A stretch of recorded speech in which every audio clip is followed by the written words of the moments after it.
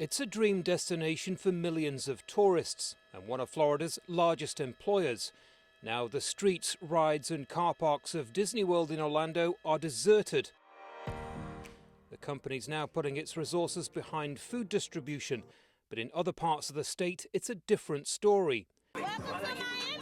In Miami, university students on their spring break are blatantly ignoring warnings about gathering in large crowds.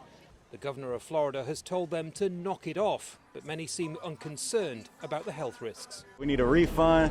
This virus ain't that serious. It's more serious things out there like hunger and poverty, and we need to address that. What is there to do here other than go to the bars or the beach, and they're closing all of it? It's really messing me. I think they're blowing it way out of proportion. On Florida's west coast too, tourists and locals appear blissfully ignorant of the dangers of the pandemic. The Jordan family, visiting from Tennessee, wrongly believe the whole crisis is a hoax. There's a lot more people die from the flu and a lot more people die from swine flu than any coronavirus probably will ever kill. Everybody's going to get it eventually. It's a viral infection. Parts of Miami Beach are now closed, but stiffer measures may be needed. It's hard to believe this far into the crisis there are some that appear unconcerned with the pandemic. While the young are less at risk, they're not exempt.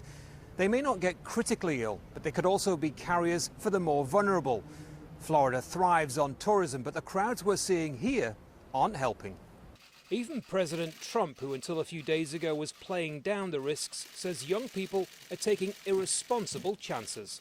We don't want them gathering, and I see they do gather, including on beaches and including in restaurants, young people. They don't realize that they're feeling invincible.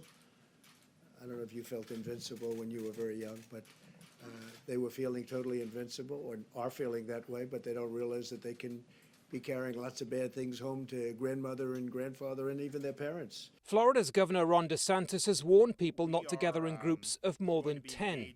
It's a warning that few here seem to be heeding. Andy Gallagher, Al Jazeera, Miami, Florida.